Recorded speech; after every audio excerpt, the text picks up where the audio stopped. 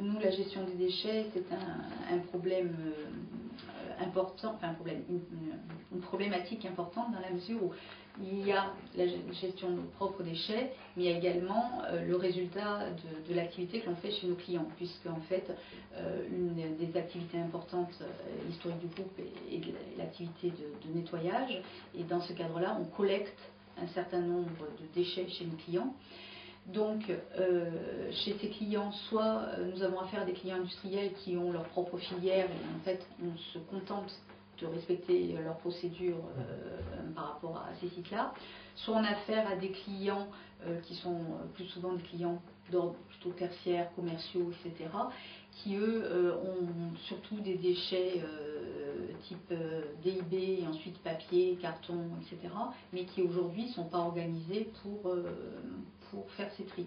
Donc dans ce cadre-là, nous avons, il y a plus de à peu près 3-4 ans, mis au point une corbeille de tri sélectif adaptée à ces besoins-là, alors adaptée pour les besoins des clients, mais également adaptée aux besoins de l'entreprise en matière d'ergonomie et de facilité d'utilisation pour l'agent, parce qu'à l'époque, ce qui était sur le marché ne correspondait pas obligatoirement à une manipulation facile et non seulement c'était ennuyeux par rapport à l'agent propreté qui avait à souffler plusieurs fois par jour, mais surtout ça n'aidait pas à mettre en place ce type de démarche client. Alors, on a déjà fait cela il y a donc 3-4 ans et là depuis cette année nous prolongeons cette démarche en créant des plateformes de tri.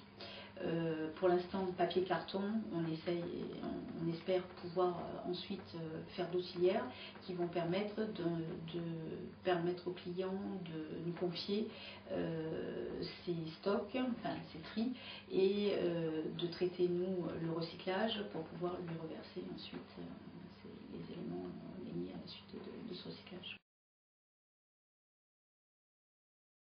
On fait en sorte de changer nos véhicules tous les 3 ans, ce qui permet de bénéficier d'une autorisation nouvelle et de fait de moins consommer. Et ensuite, on mène des actions dans le cadre de formation, même si aujourd'hui elles sont encore à l'état pilote sur un plan régional. Par exemple, formation à l'éco-conduite que l'on mène avec des formations sur le risque routier pour apprendre aux gens également à économiser à ce niveau-là. Après, sur le plan social, ça ne se mesure jamais aussi directement. Alors, on peut mesurer, oui, la diminution du coût engendré par les accidents du travail, par comme je vous disais, une politique de prévention encore plus forte. Après, sur les aspects plus formation et les aspects intégration, ce sont des choses qui se mesurent sur le long terme. Et où on a un certain nombre d'indicateurs qui sont dans notre rapport développement durable, mais qui seront significatifs réellement sur le plus long terme. Alors oui, ça reste une préoccupation importante, parce que même si le prix de la tonne de baril a diminué ces derniers temps, on sait que ça va pas durer, ça va remonter. Et ensuite, on sait aussi que tout ce qui est chauffage urbain participe grandement au problème de gaz à effet de serre. Donc, de façon concrète, par exemple, nous allons déménager notre siège social courant premier trimestre 2009. Et dans ce cadre-là, les nouveaux bâtiments qui ont été construits en prenant en compte un certain nombre de cibles environnementales, dont notamment des cibles d'efficacité énergétique. Il y aura utilisation de pompes à chaleur, voire de photovoltaïque, notamment sur la crèche, qui, elle, sera même certifiée HQE.